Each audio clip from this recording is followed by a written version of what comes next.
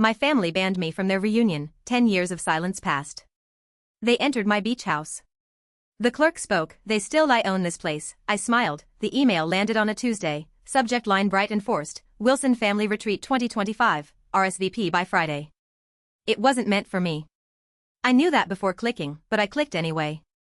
The names were all there: my sister Natalie, her husband, their 2 kids, Aunt Margaret from Raleigh, Uncle Henry, probably still in that goofy fishing hat, even Cousin Sophie, who once borrowed my prom dress and swore she didn't.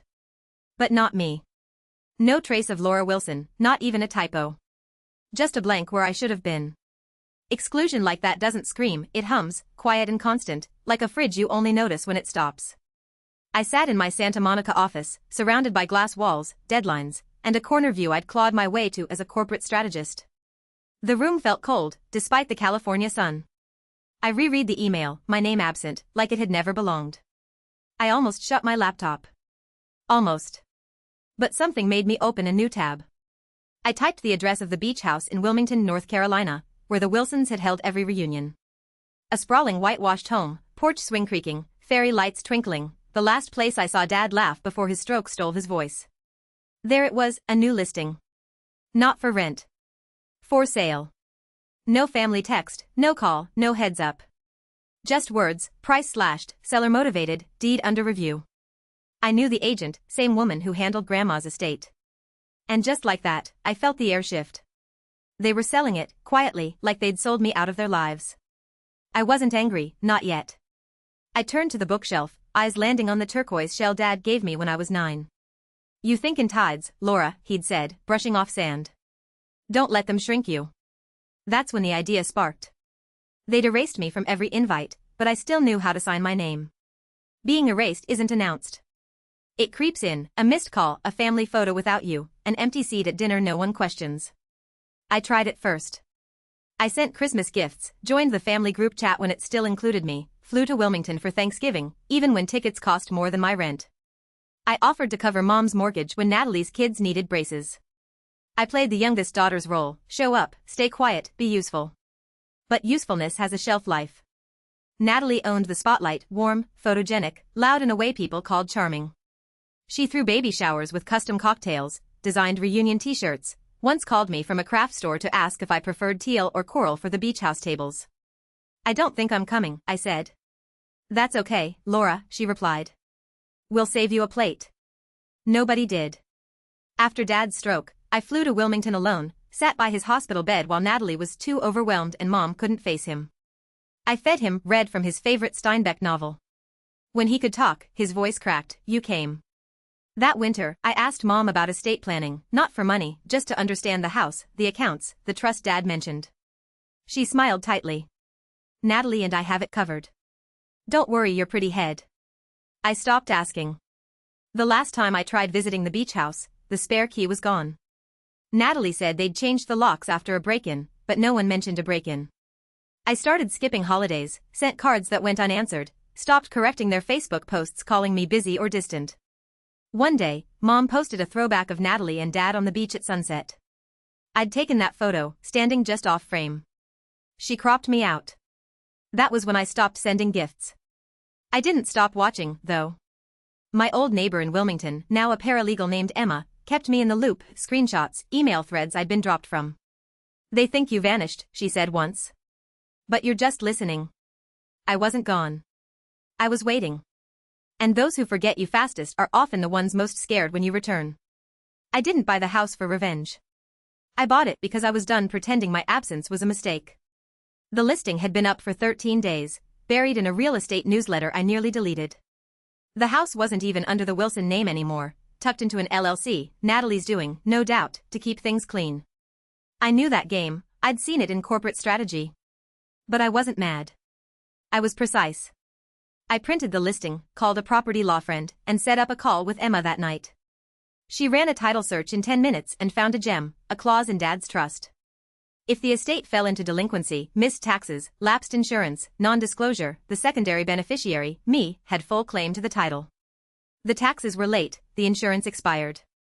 Not negligence, arrogance. Natalie and Mom probably thought the house could sit half-used, half-claimed, forever. But Dad had left a backdoor, just in case. Emma's voice was soft. If you want it, Laura, it's yours. No fight needed. I didn't answer right away. I stared at the turquoise shell, still whole after all these years, Dad's words echoing, you think in tides, not waves. You come back stronger. That night, I opened a spreadsheet, my finances, stock options, savings. I wasn't rich like Natalie's Instagram suggested, but I'd built something solid, quiet, mine. 2 days later, I contacted the agent. She didn't know me until I said, Laura, daughter of James Wilson. She paused. Oh, you. The other one. Yes, the other one. I signed the purchase under the trust clause, no fanfare, no notice. Then I opened the booking portal and reserved the master suite for 3 nights, check-in Friday. Guest name, Miss L. Wilson. Preferences, Perrier Jewett on ice, firm pillows, cotton sheets, full privacy. When the confirmation came, I didn't smile or cry. I just sat still. They'd erased me from the reunion. I'd just written myself onto the deed. I arrived early, not to confront, but to see the house before they did. It looked smaller, or maybe I'd grown. The porch swing still sagged, shutters needed paint, the front lantern swapped for a cheap solar bulb. But it breathed the same, swaying with the ocean breeze, like it had waited for me. I checked the champagne was on ice, sheets turned down, my name correct in the registry. Then I left, parked 2 streets over in a rented sedan, and waited. At 6:42 p.m., Natalie's white SUV rolled in. Her husband climbed out, wrestling luggage. Their kids spilled out, bickering. Natalie emerged last, sunglasses perched like a tiara. Mom followed, riding with Uncle Henry, dressed in resort linen, pearls at her throat, the picture of Southern denial. They dragged bags to the steps, laughing, shouting vague directions. Natalie led them to the front desk, then stopped cold. The clerk, a young woman with a pixie cut and a polite smile, spoke like she was reading the forecast. I'm sorry, I don't have your names on the reservation. Are you with Miss Laura Wilson's party? Natalie blinked. I'm sorry, whose party? Miss Laura Wilson, the clerk repeated. She has the full reservation. The name landed like a glass shattering. Silence fell, not the kind that waits, but the kind that reshapes everything. I stepped out of the car, not for drama, but because it was time. My heels clicked on the tile as I entered, calm, certain. I didn't look at Natalie. I can clarify, I said to the clerk. I'm Miss Wilson. The deed finalized 2 weeks ago. Natalie turned, face taut. You bought the house? Yes. Mom's voice was faint, confused. But why would you do this? I met her eyes, not angry, just done. Because I was never invited. But I was never gone. Natalie stepped forward, arms rigid. You think this is funny? Hijacking our family trip to prove a point? No, I said. It settles something. I handed my ID to the clerk. Anyone not on my guest list should be escorted out, but don't be harsh. They're family. The clerk nodded. Behind me, no one spoke, not Natalie, not Mom, not Uncle Henry. The silence spoke for me.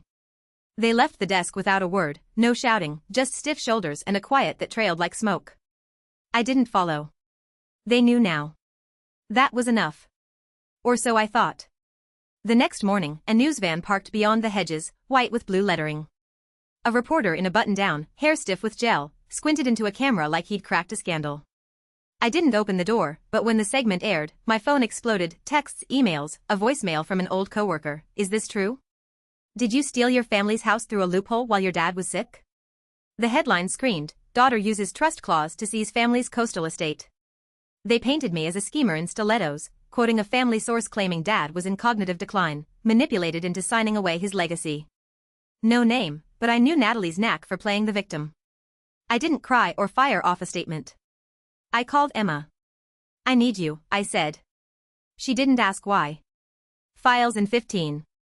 She sent a folder, dated screenshots of texts between Natalie and Mom. Don't worry, Laura's not coming. She makes it about herself. She's too busy to care about family. Don't feel bad excluding her. Audio files, too, including a speakerphone call from a lunch, Natalie's voice, sharp. Laura was too fragile for this family. Let her rot in her condo. We're better off. The key was a video from 2 summers ago. Dad sat on the porch, blanket over his legs, chipped mug in hand. I was just off frame. I want Laura to have this place, he said, voice steady. Natalie makes things loud. Laura makes them last. I hadn't watched it since we recorded it, saved for a moment like this. The next morning, I uploaded everything to a secure drive and sent it to one reporter I trusted, who'd written about inheritance disputes before. No captions, just, this is the full story. Decide what matters. It didn't go viral, it didn't need to. By afternoon, the headline was pulled, replaced with a quiet correction. My inbox slowed. Emma texted, they're quiet. You ready? I looked at the ocean, black under moonlight. Yes. The Wilmington courthouse smelled of dust and disinfectant. I arrived early, alone, in a navy dress Grandma called steel-willed blue, a folder tucked under my arm. Natalie was already there, in a white pantsuit, lips a tight line, fingers tapping her phone nervously. Mom sat beside her, spine too straight, pearls trembling. She glanced at me once, then away. The clerk called, Wilson versus Wilson, petition for injunction on disputed property, claiming undue influence and elder manipulation. Their lawyer went first, slick and young, tossing out intent, vulnerability, coercion. He lingered on estranged, letting it hang. I didn't flinch. When my turn came, I stood, no theatrics. Your Honor, I'd like to submit video and audio evidence of my father's intent. The judge nodded, glasses slipping as the bailiff dimmed the lights. The video played, Dad, blanket wrapped, voice clear. I want Laura to have this place. Natalie makes things loud. Laura makes them last. She's the only one who came after the fall. The only one who didn't ask for anything. Then his final words, it's not about fairness. It's about memory. The audio followed, Natalie's voice, let her rot in her condo. She was never part of this family. Should have been easier to control. Silence settled, heavy, resigned. The judge tapped his pen. This court finds no grounds for the petition. The evidence confirms the deceased's clarity and intent. The plaintiff's language suggests exclusion, not misunderstanding. He removed his glasses. This court enforces law, not emotional wounds. The law is clear. He struck the gavel. Petition denied. Natalie stood, fists clenched but still. Mom sat, eyes glassy, dry. I gathered my folder and walked out, not looking back. A reporter's mic pushed forward on the steps, half a question, anything to say to your family?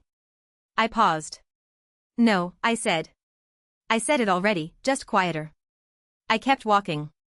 The house was quiet when I returned, no suitcases, no voices, just the ocean's hum and shutters rattling in the breeze.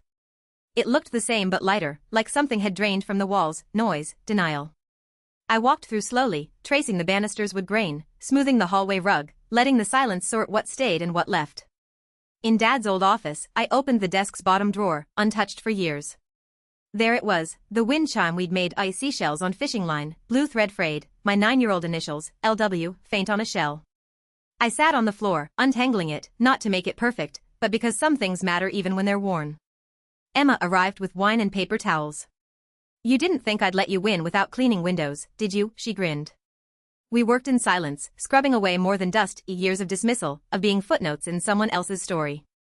At sunset, I hung the wind chime outside the kitchen window. It caught the breeze, dancing like it remembered how. Over wine on the porch, Emma asked, what now? I looked to the horizon. They said I drifted, but I didn't go anywhere. They just chose not to see me. We didn't toast or celebrate. We sat, glasses in hand, watching the sea breathe. That night, I turned off the lights room by room, from the inside. If you've been written out of your own story, you're not alone. There are more of us than they think, people who didn't leave, just weren't called back. The silence doesn't win this time.